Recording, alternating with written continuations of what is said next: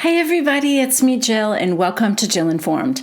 This is a recap of The Real Housewives of Salt Lake City, Season 4, Episode 13, Bermuda Views and Bathtub Blues. Okay, guys. We open episode 13 with a packing montage. Heather FaceTimes Monica, who is waxing her mustache and taking care of her under eye bags. Meredith is packing while Brooks just rolls his face kind of absently with a very squeaky roller. I think Bravo was making the point to let us know it was quiet in the room and all we could hear was the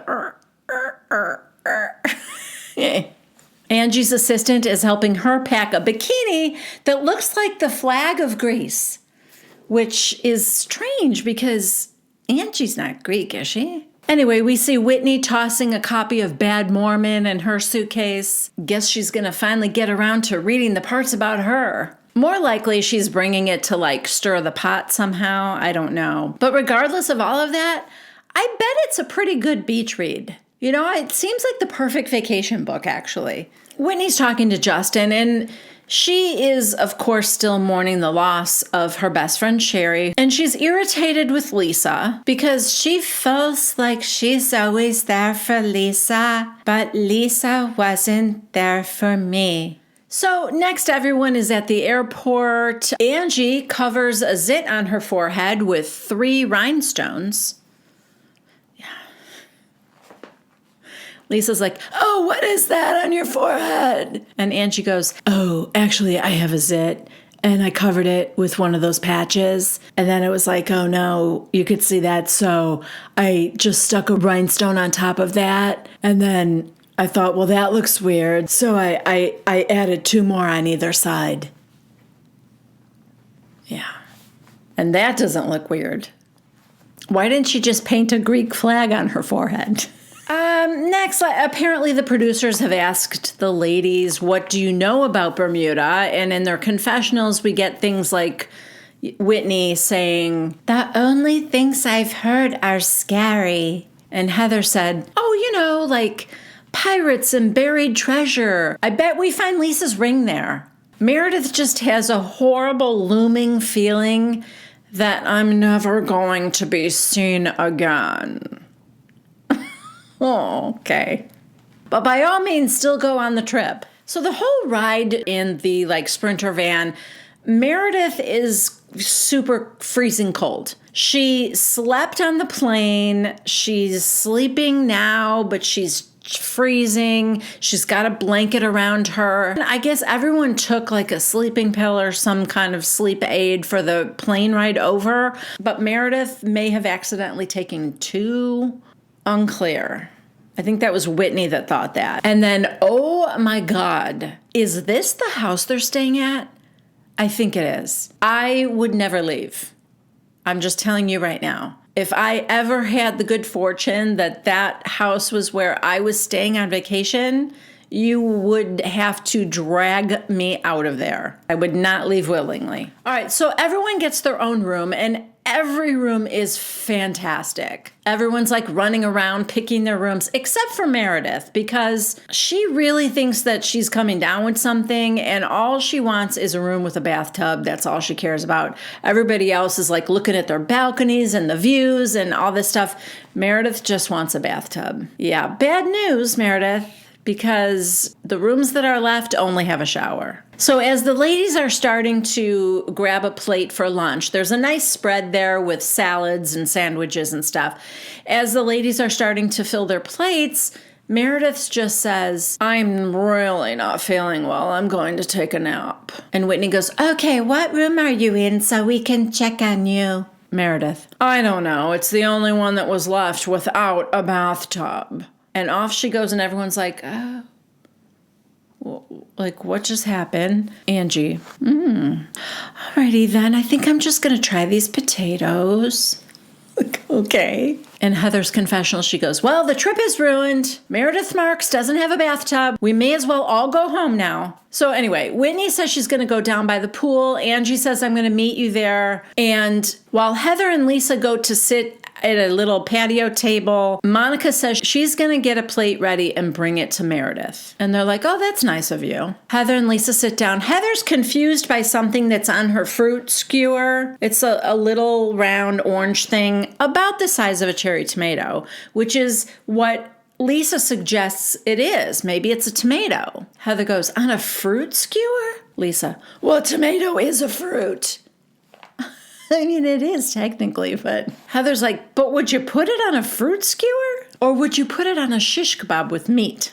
So we're getting these like dueling conversations about the same thing.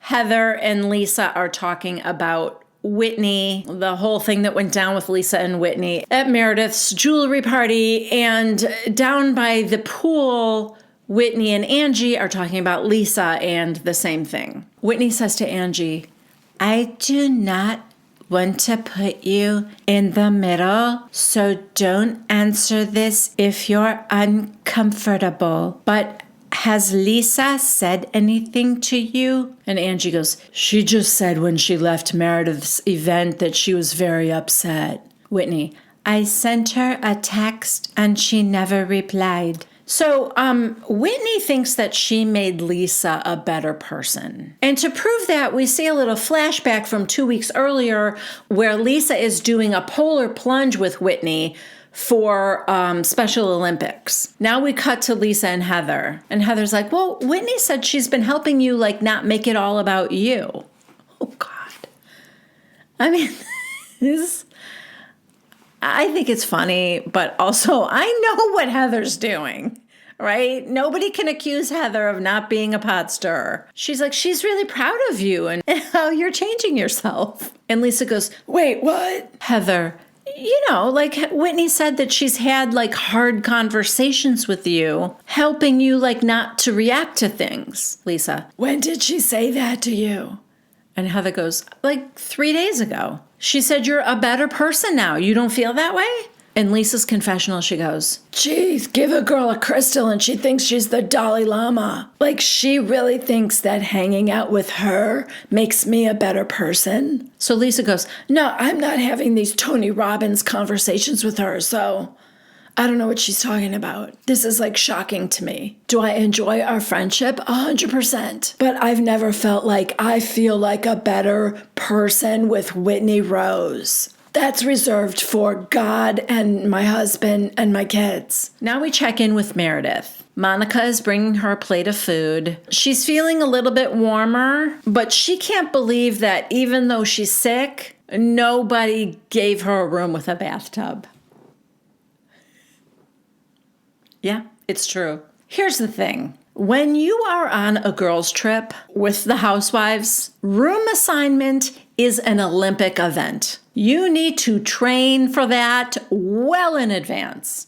I mean, you need to start eating properly, exercising, stretching. Very important. It is survival of the fittest, and the weaker housewives will get trampled. That is a fact of life. And if history has taught us anything, it does not matter if you are the host. It doesn't matter if it's your birthday. It doesn't matter if you recently got married.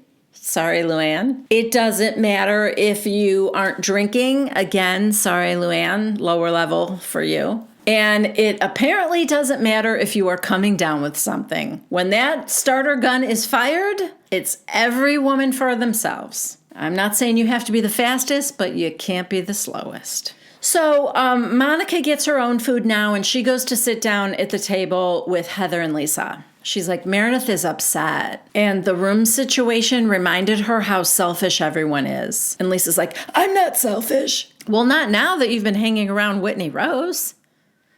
She's made you a better person. Monica goes, she's visibly not feeling well, and all she wanted was a room with a bathtub. Lisa, she'll be fine this trip. Whitney's got a little bit more work to do. Heather goes, she can bathe in Whitney's tub. Now, this is interesting. We have a producer texting Meredith in the room asking how she's doing, and she texts back, I'm really not good. So they send a mobile medic to her room. Now, this could very easily turn into a Vicky Gunvalson in Iceland situation, where she ends up being carried out of that room on a stretcher with a sheet over her head like a sitting upright corpse. Oh, I guess not, because her blood pressure is very good. She's just a little dehydrated. So they're going to give her an IV. I mean, who isn't a little dehydrated? Am I right? I feel like I'm always dehydrated. I never drink enough. I just feel like I go through life slightly dehydrated. Anyway, the rest of the ladies go down to the beach for a rum tasting. In her room, Meredith is laying in her bed with an IV in her arm, having her makeup done. Yes, there is a makeup artist while she's laying in bed. Now, I don't know if it's someone from the funeral home who's come to do her makeup, but that's what it looks like. She tells the makeup artist, she's very weak. She seems very weak. I don't know what's happening.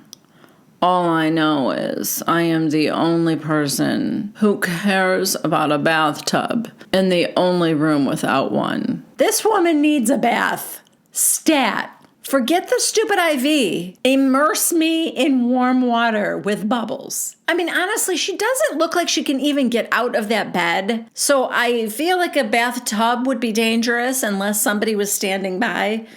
But anyway, the next thing you know, Meredith Marks has rallied and she is getting in the Sprinter van with everybody else and they are going to dinner.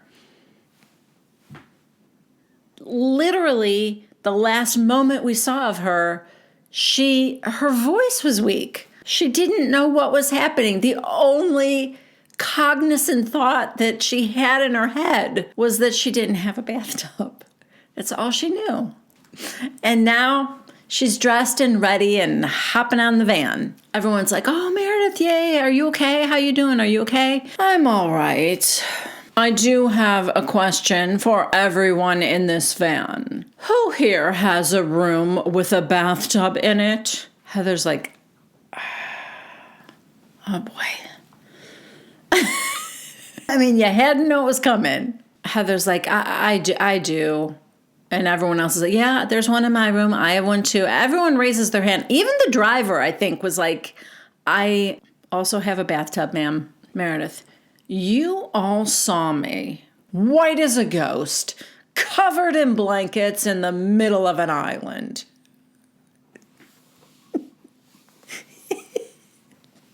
I love the visual. Okay. I said I would like to take a bath. I said I would like to take a bath and warm up. But somehow I got shoved into the room without a bathtub. Lisa, so who's supposed to give up their room with a bathtub?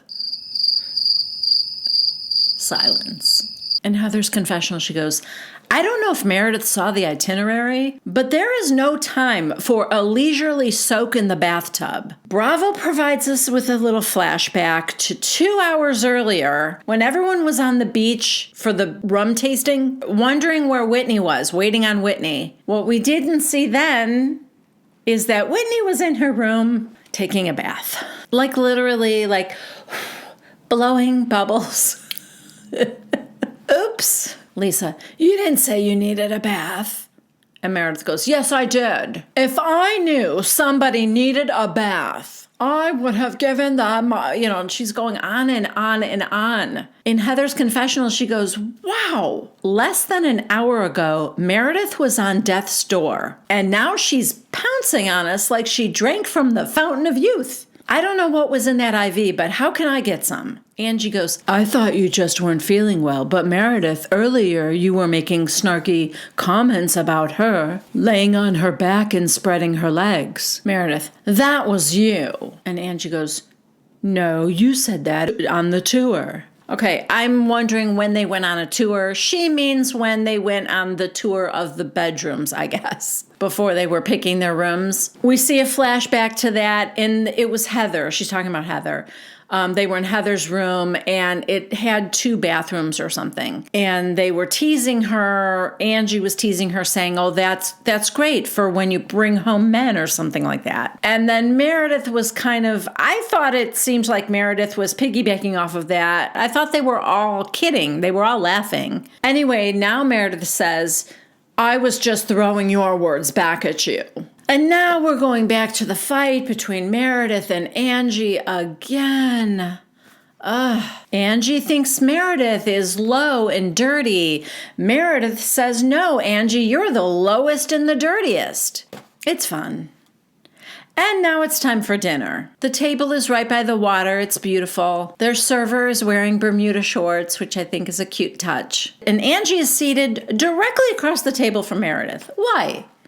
Why did it go like that? Anyway, Angie's like, are we good, guys? Are we all good? Are we good? And Meredith says, I was just trying to express that I was hurt. If I don't tell you guys, then you can't be cognizant of it. So Lisa said, I'm sorry you were hurt. And Heather's like, yeah, I am too. I'm sorry. Didn't mean to hurt you. Meredith, thank you. Okay, crisis averted. Let's eat. Oh, not so fast. Because Whitney said, in the spirit of saying that your feelings were hurt, Lisa, the other day when I told you that you hurt my feelings, like when you drink something really cold, your feelings hurt. Bottom line, let's cut to the chase. Whitney feels like she needed Lisa's love and support in that moment when, she had lost her best friend. And Lisa felt like she was walking on eggshells around Whitney, but that Whitney is just taking her grief out on her. Lisa, you treated me like shit at Meredith's event, and I left there crying, and you stayed till 1 a.m. Ooh, interesting. I did notice at the end of that episode when Lisa and John walked out that Whitney came back in, and one of you guys in the comments said, did you notice that Whitney was smiling when she came back in? I did. I did notice that. She had a little bit of a smirk on her face, like, job well done, Whitney says, I wanted you to care about me and not yourself, but I didn't want to say it. And Lisa goes, well, let's talk about that too. Because I guess you had a conversation with Heather where you said you're helping me to be a better person. Heather's got this look like, uh-oh. Whitney, what the f*** is that? Heather, I told her you were really proud of her. I am proud of Lisa. Lisa, what was wrong with me that you had to make me a better person? Now Whitney's like, I didn't. What? Heather, why are you meddling in my friendship with Lisa? Heather goes, how is that meddling? You said you had hard conversations with her.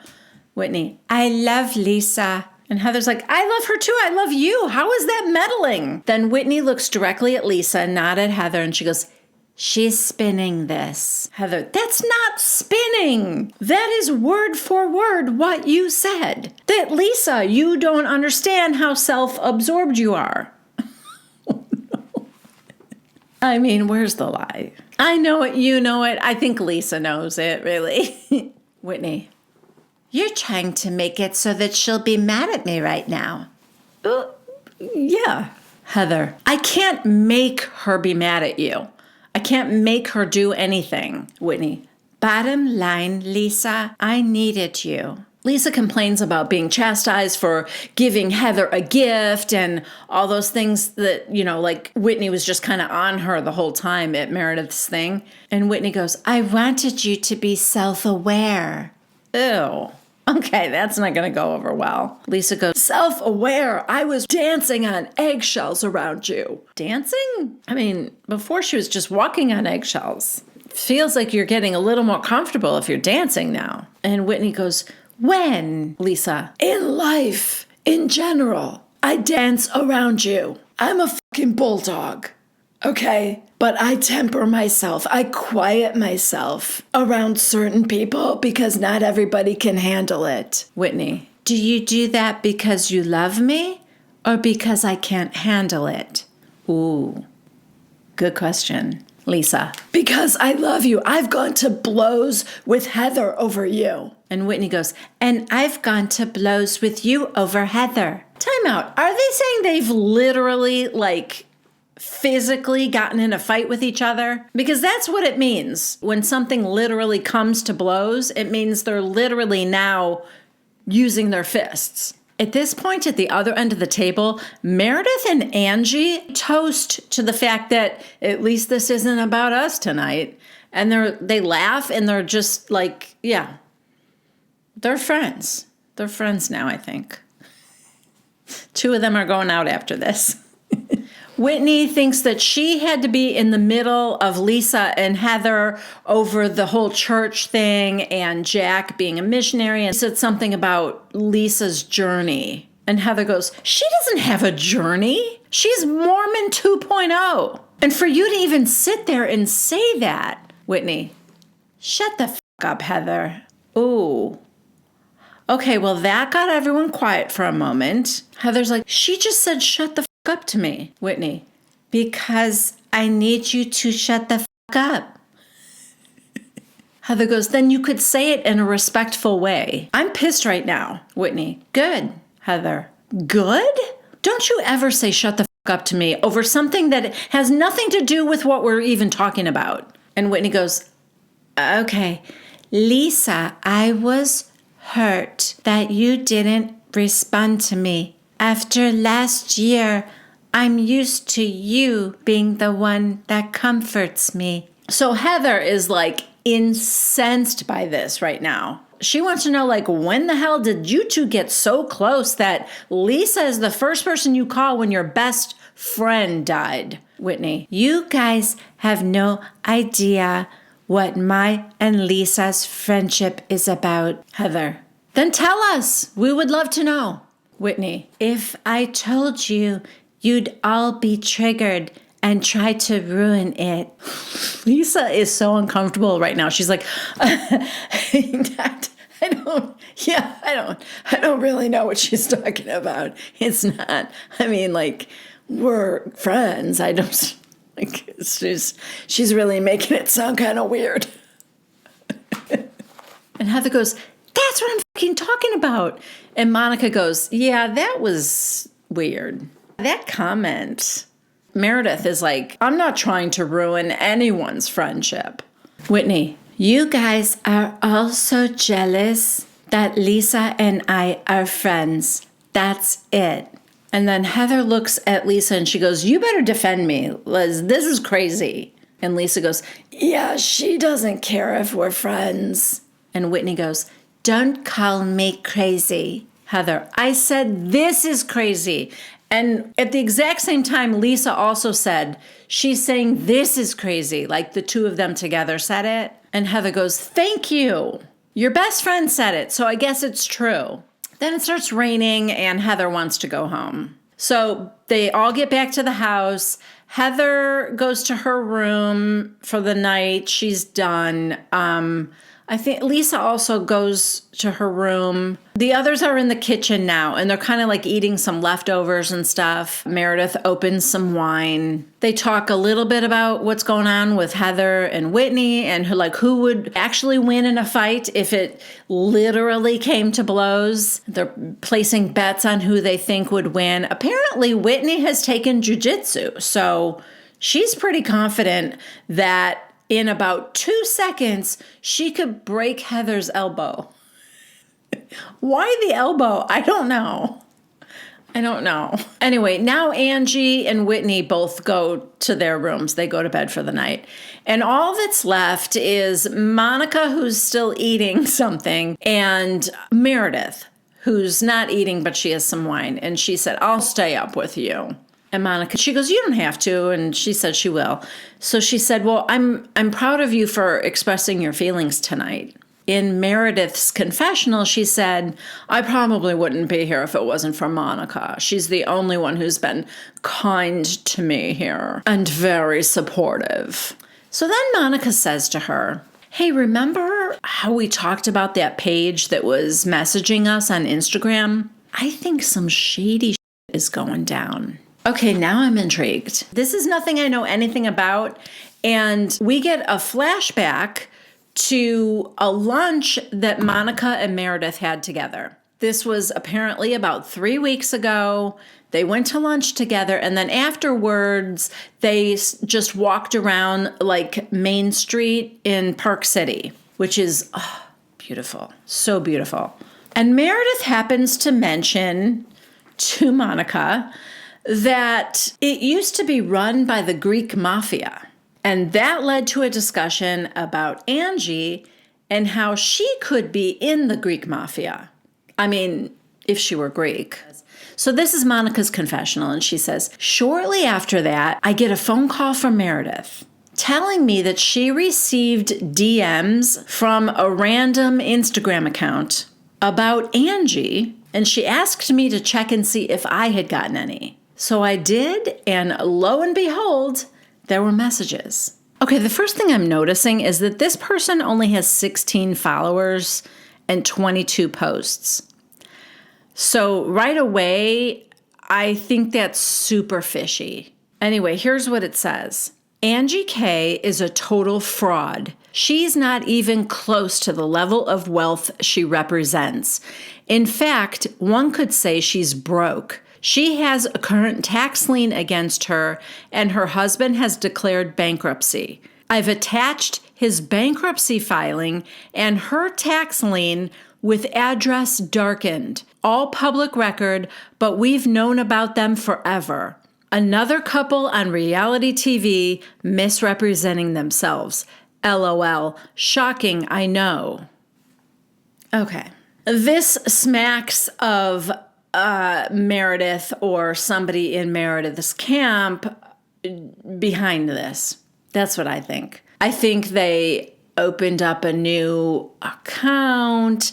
This is so on brand. Meredith, of all things that Meredith really concerns herself with, it's all this legal stuff. It's always like, whose business is that? Who's that? It's always Meredith who's been like digging into whose business is failing. And it's all the like legal stuff like that. To me, anyway, that smacks of Meredith Marks. So for them to be like out to lunch and then suddenly Meredith gets this and she wants to know, Monica, did you get one too? I'm very curious to know if Heather got it, if Lisa got it, if anybody else in the group got it too. Or did this mystery person just send it to Meredith and Monica? I don't know. I'm just saying it feels super, super fishy to me. I'm also wondering if somehow, although that's pretty late in the season, but I'm wondering if somehow Meredith is going to get Monica to do her dirty work, like Whitney did at the beginning of the season, getting Monica to say she heard the rumor too, although Monica had heard that rumor. But this feels really weird. Really very, very suspicious. So now in the kitchen here, it's just Monica and Meredith. Monica says to her, I got so many more messages about Angie's shit. Meredith, saying? Monica, like about her and Sean's finances and bankruptcy. And she goes, did you get them too? Meredith, I don't think so, but I'm really behind on my DMs. I haven't looked at them. She's acting weird. Monica knows she's acting weird. It's just something's wrong. Something is off. In her confessional, Monica said, I don't know if Meredith is exhausted or dehydrated or what, but she's acting like she couldn't care less about the DMs when she's the one that called me in the first place. Yeah. Very, very suspicious. That's where this episode ends, but let me know in the comments what you think. I don't think this is just a random outside person who chose to send this information to Monica and Meredith, just the two of them. That feels, I don't know, that feels weird and wrong. And who's Angie's enemy? Because clearly somebody hates her. I don't know. Anyway, let me know what you guys think. If you liked this recap, please give it a thumbs up. And if you haven't yet subscribed to my channel, please consider doing so. If you click on the bell icon, You'll be notified every time I post something new here. If you are an Amazon shopper and you still have some holiday shopping to do, please consider going through one of the links in the description box below my videos. And just a final note that from now to the end of the year, I will be taking some time off to spend with my daughter, and I don't know when I'll be filming or what I'm probably still going to be doing next week, although things may be late or delayed, or the schedule is going to be a little off from now till the end of the year. So just bear with me on that. And if I don't see you guys, just know that I hope that you have a very happy holiday season. And as you are being kind and loving to others around you, don't forget to be good to yourself. I love you guys, and I will see you next time. Bye.